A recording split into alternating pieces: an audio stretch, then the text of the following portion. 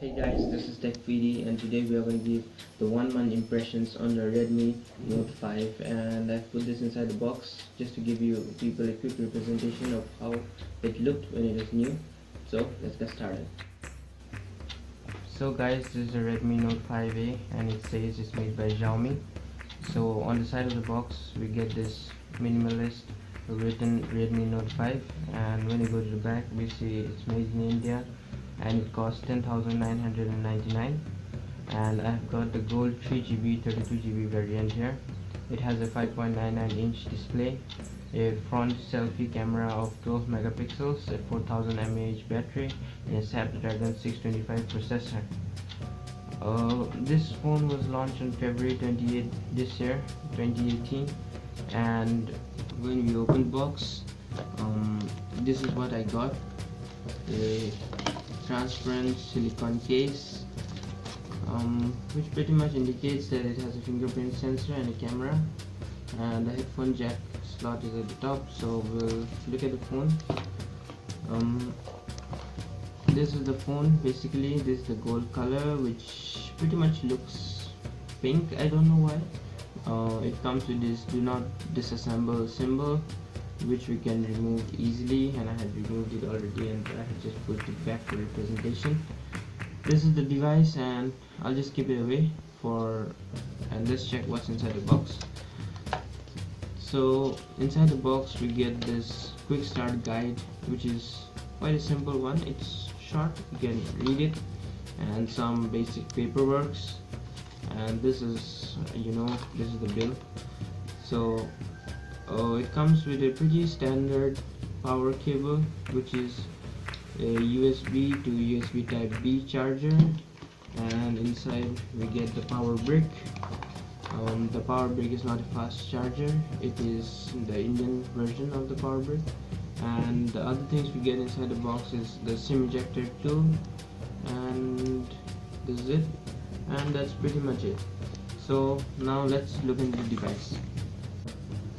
So guys, this is the device, which is pretty simple, and it says swipe to unlock. I have set a fingerprint for myself and it's pretty responsive. I see for this mid-range device it's pretty responsive. And now we look into the UI. As we all know, it's Mi UI, and it runs Android version 7.1.2, and it comes with Mi UI 9.5, which is a stable global version of Mi. Now when we look into the device, there's nothing much to say about Mi devices, although now I'm gonna look on the camera and the sound output of this device. So let's get into that. When we open box, this is what I got: a transparent silicone case, which pretty much indicates that it has a fingerprint sensor and a camera, and the headphone jack slot is at the top. So we'll look at the phone. This is the phone. Basically this is the gold color, which pretty much looks pink. I don't know why. It comes with this do not disassemble symbol, which we can remove easily, and I had removed it already and I had just put it back for representation. This is the device and I'll just keep it away and let's check what's inside the box. So inside the box we get this quick start guide, which is quite a simple one. It's short, you can read it, and some basic paperwork, and this is the bill. So it comes with a pretty standard power cable, which is a USB to USB type B charger, and inside we get the power brick. The power brick is not a fast charger, it is the Indian version of the power brick.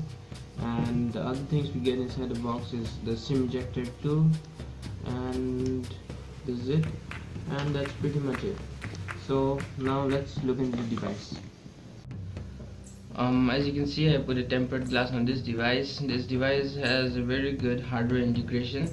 It comes with a single camera setup with a dual tone flash. It has these antennas on both sides and a Mi logo out here.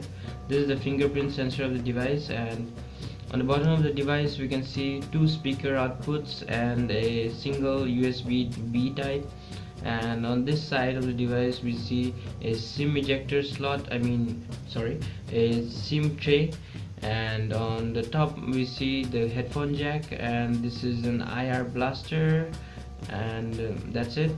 And on this side of the device we can see the volume rockers and the power button, and on the front when we go we see the bezels are very much reduced, and we have on-screen buttons on this phone, and we can see the curved, I don't mean curved, but the rounded off displays on all sides.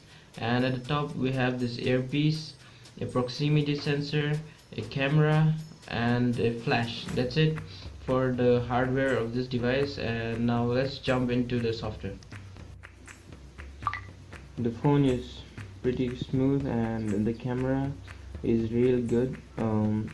There's a video recording capability which can go up to 4K. As we see here, it can shoot in SD, HD, Full HD, and 4K.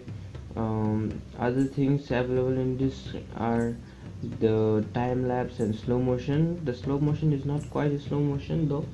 I have tried it out before. As you can see here, I'm just shooting a slow-mo video to show you a representation of how slow it really is. It's not very slow though, but it is quite good for a mid-range phone like this. So now we can see some time-lapse photos from this, and time-lapse works pretty well on this. I see I have been testing out for a few days now, and this is the time-lapse photography, so it's quite good.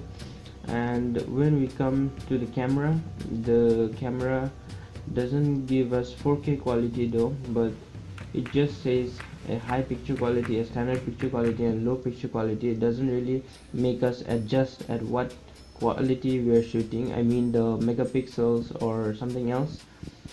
We can set the camera frame to 18:9, 16:9, or 4:3, and we have some other settings which are very basic. Now the camera shoots quite well and I like its focus. We can look at an example here. As you can see, the camera is focusing quite well at this, and few things like you can focus on my hand quite instantly even if it's near. But I haven't seen any portrait mode on this phone because I don't think it literally works on this phone. So here are examples of a few shots I took on this phone. I'm showing them to you. Here are a few shots I took on this device. They're pretty good, I think. Here we can see the sky a bit overexposed, but I still think it's pretty good. And here's another shot. The greens are quite perfect and the whites are good enough. And these are a few shots, and this is another shot I've taken on my watch this morning, and this also looks quite well, and I think the shades are perfect. Now let's jump into the sound quality of this device. I'm going to be playing a few music and you can listen to it and you can tell me how it feels in the comments down below. And so let's jump into some music. The music output on this device is pretty good, and I have tried playing a few songs here and they were pretty loud, and I can show you a representation of that. And this, here it goes. So let me shoot it up to the full volume.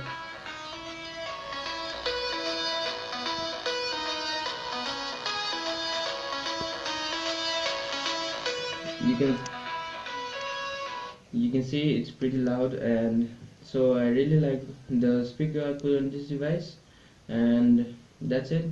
So thank you for watching this video, guys. That's my review about the Redmi Note 5. Do subscribe me, and it would really make my day if you'd follow me on Facebook, Twitter, or Instagram. Thanks for watching. Peace.